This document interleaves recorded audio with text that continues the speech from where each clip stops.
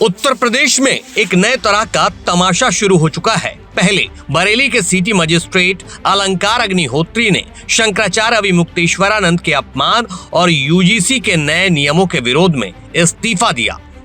अभी ये तमाशा थमा भी नहीं था कि अब एक नया इस्तीफा सामने आ गया है, वो भी अयोध्या के जीएसटी डिप्टी कमिश्नर का।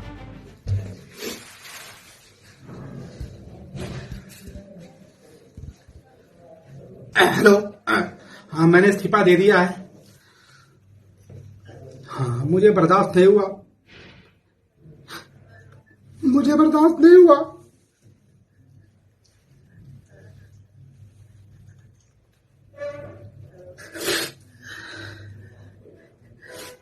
जिसका नमक खाते हैं उसका सिला अदा करना चाहिए। मुझे बर्दाश्त नहीं हुआ।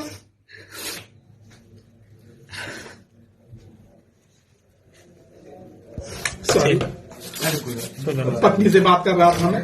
मेरी 2 बेटियां हैं, 2 रात में सोया नहीं था और बहुत पीड़ा में था मैं। अयोध्या के GST deputy commissioner Prashant Kumar का एक वीडियो सोशल मीडिया पर वायरल हो रहा है, जिसमें वो फोन पर अपनी पत्नी को पीएम मोदी और सीएम योगी के समर्थन में इस्तीफा देने की जानकारी दे रहे हैं। उनका कहना है कि वो इस पीड़ा में 2-3 रात तक सो नहीं पाए। इस्तीफे के पीछे की वजह उन्हीं की जुबानी सुन लीजिए। क्यों आपने ऐसा किया? मैं प्रशांत कुमार सिंह हूँ, मैं डिप्टी कमिश्नर हूँ राज्य कर में अयोध्या में विशेष अनुसंधान शाखा में। विगत कई दिनों से आप ये प्रकरण देख रहे होंगे कि प्रयागराज में स्वामी अभिमुक्तेश्वरानंद शंकराचार्य जी ने हमारे प्रदेश के मुखिया योगी आदित्यनाथ जी के खिलाफ अनर्गल प्रलाप किया। हमारे प्रधानमंत्री श्री नरेंद्र मोदी जी के खिलाफ अनर्गल प्रलाप किया। हमारे गृह मंत्री श्री अमित शाह जी के खिलाफ अनर्गल प्रलाप किया। ये सही है कि हम राज्य कर्मचारी नियमावली में बंधे हुए हैं, लेकिन हम इस राज्य से वेतन लेते हैं, उससे हमारा परिवार चलता है, हमारी नमक रोटी चलती है। और मेरा ये कर्तव्य नहीं है कि बस मैं केवल वेतन लूं और रोबोट की तरह, यांत्रिक व्यक्ति की तरह केवल जो है सरकार के और माननीय मुख्यमंत्री जी के विरोध को सुनता रहूं।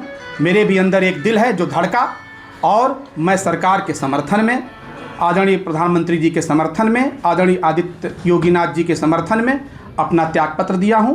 और शायद इतिहास में पहली बार सरकार के समर्थन में किसी राजपत्रित अधिकारी ने त्यागपत्र दिया होगा। और आज ये त्यागपत्र निश्चित रूप से उन शक्तियों के मुंह पे एक जाबी का काम करेगा। उनके जो सपने हैं समाज को जातियों में बांटने के, उसको रोकने का काम करेगा। लेकिन GST deputy commissioner Prashant Kumar Singh का कहना है कि उन्होंने दिल की आवाज पर इस्तीफा दिया है, क्योंकि उन्होंने सरकार का नमक खाया है। सरकारी वेतन से घर परिवार चलता है। आगे यूजीसी विवाद को लेकर प्रशांत कुमार सिंह ने ये कह दिया कि सरकार का जो भी आदेश है वो उनके लिए गीता कुरान है। यूसीजी देखिए, मैं उत्तर प्रदेश राज्य कर्मचारी नियमावली में बंधा हुआ हूँ। जो भी एक्ट, जो भी नियम यदि संवैधानिक तरीके से भारत के गजट में प्रकाशित हो जाता है तो हम कर्मचारी के रूप में, हमारे लिए वो गीता और कुरान की लाइन होती है। यदि सरकार ने इसको लागू किया है तो, और हमारे भारत सरकार के गजट में है, तो मेरे लिए वो गीता और कुरान की लाइन है। तो आप इसका समर्थन करते हैं? जब हम सरकारी कर्मचारी और हमारी सरकार ने इसको विधिवत तरीके से इसको गजट किया है, तो हम सरकारी कर्मचारी के रूप में तो उसका समर्थन करेंगे ही करेंगे। लेकिन अब आप त्याग दे दिए, अपनी इस्तीफा दे दिए। हाँ, हमने त्याग पत्र दिया है और निश्चित रूप से मैं राष्ट्र का समर्थक हूँ, एक राष्ट्रभक्त व्यक्ति हूँ। मेरे दिल में एक राष्ट्रीय जो है मानव रहता है। मैं जो भी सरकार के फैसले होते हैं, जो भी सरकार के फैसले होंगे, उसका हम समर्थन करेंगे, क्योंकि हर चीज़ें एक नियम से बन के आता है, संवैधानिक तरीके से बन के आता है। और भारत सरकार की गजट में है, तो मैं बार बार कह रहा हूँ, मेरे लिए गीता और कुरान की लाइन है। इधर शंकराचार्य के समर्थन में और यूजीसी के नए नियमों के विरोध में बरेली के सिटी मजिस्ट्रेट अलंकार अग्निहोत्री ने इस्तीफे के बाद से ही खलबली मचा रखी है। उन्होंने सरकारी आवाज छोड़ दिया और जिला कलेक्टर से कई बार मिलने जा चुके हैं। हालांकि सरकार ने उन्हें निलंबित कर दिया है, जिसके बाद आरोप लगा रहे हैं कि उन्हें बंधक बनाने की कोशिश की गई। कि वो 7:30 से कल शाम को 7:30 26 जनवरी 2026 को शाम 7:30 से लेकर 7:45 के बीच में किस व्यक्ति से जिलाधिकारी महोदय की वार्ता हो रही थी।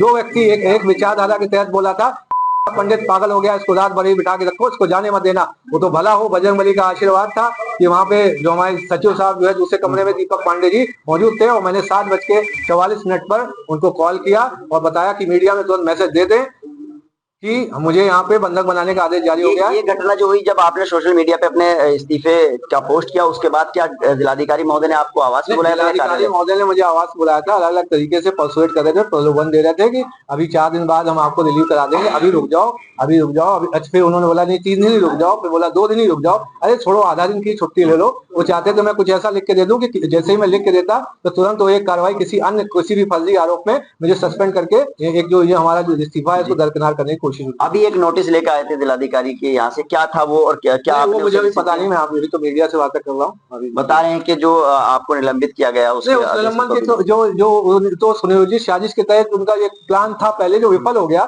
उसके बाद आनंद फानंद ने देर रात निलंबन एक आदेश जारी किया जो मुझे सोशल मीडिया के माध्यम से मुझे पता चला। उस जो भी निलंबन आदेश आया है, ये हमारा संवैधानिक अधिकार है, मैं किसी तंत्र में रहना चाहता हूँ या नहीं रहना चाहता हूँ, मेरा अधिकार है। और जल्दी उस निलंबन आदेश जब भी अगर प्राप्त होगा आगे तो उसके खिलाफ हम लोग माननीय उच्च न्यायालय में जाएंगे और माननीय सुप्रीम कोर्ट में जाएंगे। अब देखना यह है कि सरकारी कर्मचारियों के इन 2 इस्तीफों के बाद सरकार का आगे का क्या एक्शन प्लान होता है, क्योंकि एक तरफ सरकार और सरकारी नीतियों का विरोध है तो दूसरी तरफ सरकार का समर्थन। इन इस्तीफों ने यूपी की सियासत में नया बखेड़ा खड़ा कर दिया है।